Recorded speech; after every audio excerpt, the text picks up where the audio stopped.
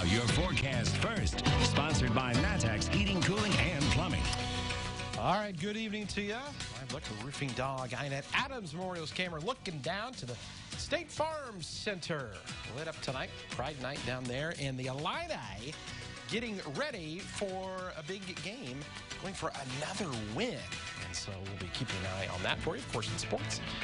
Keep an eye on a lot of cloud cover. No surprise there. That has been the case all week long. 33 in Champaign right now, 37 in Effingham. If you're heading out and about tonight, no issues here this evening, but we are expecting some snow to develop after midnight. We'll talk more about that coming up. WCIA 3 News starts right now. Now on WCIA 3 News. There's a second confirmed case of the coronavirus in Illinois. What the U of I is now doing in the wake of the outbreak.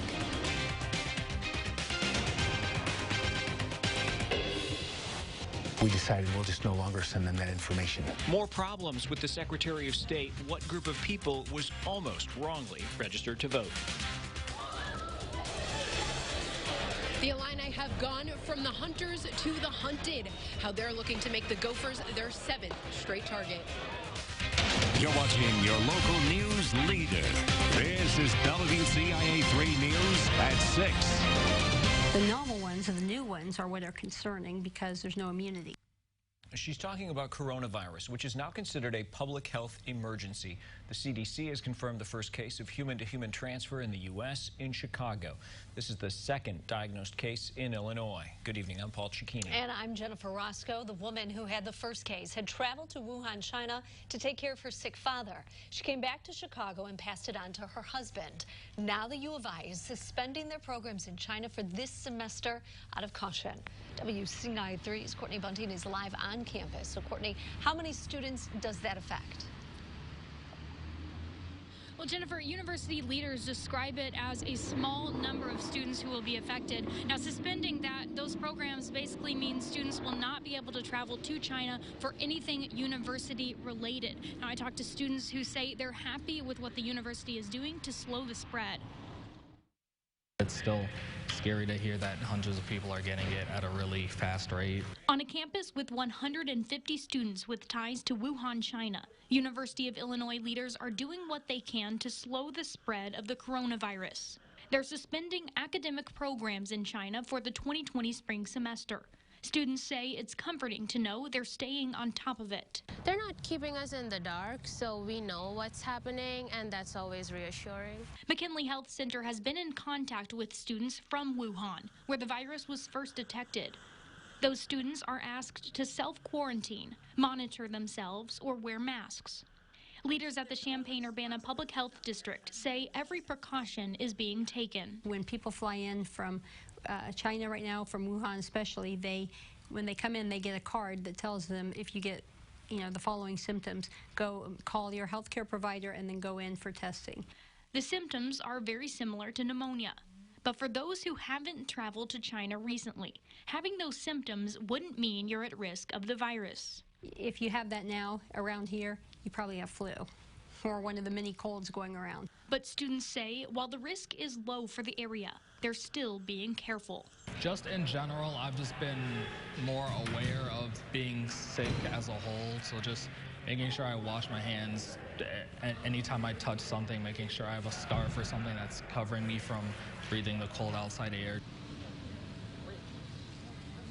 170 people have died so far from the coronavirus. All of those cases have been in China. Live in Champaign, Courtney Bunting, WCIA 3, your local news leader. Courtney, thank you so much. Now, like we said, the coronavirus appears similar to pneumonia. The symptoms are fever, cough, shortness of breath. It spreads through coughing and sneezing. You could have the virus for up to 2 weeks before you start showing symptoms. This is an update now on the deadly plane crash in Sangamon County. An aviation recovery company worked to clear the scene today as investigators wrap up their on-scene analysis. Sangamon County Coroner Cinda Edwards, former Springfield Mayor Frank Edwards, and family friend John Evans died in the crash. The company will transport the evidence to a secure location where investigators will continue documentation. The NTSB will now work on getting a preliminary report out sometime next week or the week after that. A family is looking for a place to stay after a mobile home fire. It happened near Patrick Henry Circle and Constitution Avenue in Urbana. Firefighters responded to the call around 3 o'clock. It started in the middle of the house. No one was home at the time. The home is badly damaged. The cause remains under investigation. We have new information about the shooting at Marketplace Mall. Champaign police say that shooting was part of a, quote, ongoing conflict among several people. Bullets hit 5 cars. No one was hurt. No arrests have been made. Police recovered several guns during the investigation. They wouldn't say where they were found. 3 teenagers were arrested Sunday morning at a motel less than a mile from the mall. Police say it's unknown whether they are connected to that mall shooting Saturday night. A woman was arrested for stealing thousands of dollars from the VFW in Rantoul. For the past 3 months, police have been doing a forensic audit that shows between $6,000 to $8,000 was taken, but officials say it's likely much more. The VFW is talking 6 figures. 75-year-old Brenda Weiss works there. She's accused of stealing the money from the register and other places over the course of at least 2 to 3 years. Tonight at 10, we go in depth to what she admitted to the VFW board. If you can't pay for court costs, a judge now has the option to cut them. That's been helpful for a lot of people, but there is a downside. That money would have gone to the state's police training fund. Now, training units across the state are canceling classes for law enforcement, including here in central Illinois. WCIA 3's Jessica Coons is here. So, Jessica, why is this happening? Well, Paul, this all goes back to the Criminal and Traffic Assessment Act of 2018. That law went into effect last July. It allows judges to waive court costs for people who can't afford them. But as a result, there's less money headed to the state's Traffic and Criminal Convictions Surcharge Fund. That fund goes toward training local law enforcement. It includes reimbursement for police academy training, as well as classes about domestic violence, crime scene investigations, and homicide investigations. The fund has $2.4 million less than last year right now, leading to those classes being canceled across the state. If it doesn't change, it's going to be a problem. I think that the changes are going to have to be legislative because the reason that the funding is lacking is because the legislation changed a few years ago, and if they don't fix that, then this is going to be an issue. Kevin Coons, who you just heard from, trains officers in central Illinois. He called this a crisis, but there's not much else trainers like him can do without that legislative change. State Senator Chapin Rose voted no on this act in 2018. We asked him if lawmakers are currently trying to solve the problem. He told us no, absolutely not, adding that he believes the situation is, quote, going to get worse. Now, today in Springfield, the Illinois Law Enforcement Training and Standards Board met to talk about this issue. Leaders there say they are surviving financially right now, but that could change in the coming months if they can't find a solution. Paul? Certainly a lot of questions remain. I'm sure an update will be coming. Jess, thanks. Well, if you use Facebook and live in Illinois, you may have some money coming to you. Facebook agreed to pay $550 million to settle a 5-year-old class action lawsuit over privacy. Users claim Facebook's facial recognition tagging feature violated a state law protecting biometric information. That can include data from facial, fingerprint, and iris scans. Users who are eligible will be notified. You could get about $200 if you are. Here's a follow-up now. The Secretary of State's office is back in the spotlight. The State Board of Elections got almost 5,000 automatic voter registration applications from 16-year-olds. They came from Jesse White's office. But the Secretary's team says it didn't mean for that to happen. WCIA 3's Gabrielle Franklin is live in our Capitol newsroom. So, Gabrielle, what was the reason for doing it?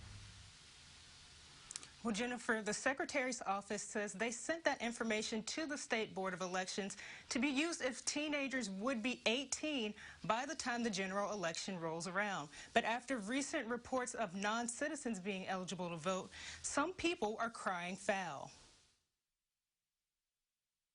The State Board of Elections blocked 4,700 automatic voter registration applications from 16-year-old applicants. The Secretary of State's office was sending these to us because in Illinois, you can register to vote as a 17-year-old if you will be 17 on the date of a primary election and you will be 18 on the date of the subsequent general election. But some are concerned there were intentions of possible wrongdoing behind the teenage applications, leading the 2 agencies to put an end to the procedure. The Secretary of State's office agreed after meeting with the State Board of Elections today that we will no longer send 16-year-old application information electronically to the Illinois State Board of Elections, and rather we will only send 17-year-old application information on up. That isn't stopping some for calling for the system to be reviewed. Senate Republican leader Bill Brady called for the system to fix any known or unknown glitch,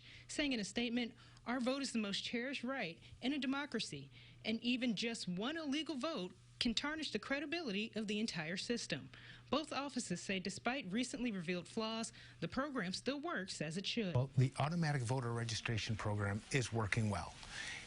More than 600,000 people have been registered to vote since the program launched in July of 2018.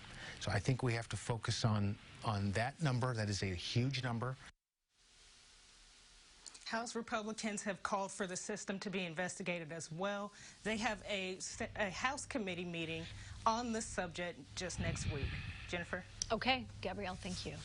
There's a teacher shortage in Illinois, how one school is trying to get some help in the classroom. And also tonight, she was the first to coach a women's soccer team at Illinois. Why this two-time World Cup champion is coming back to Champaign-Urbana.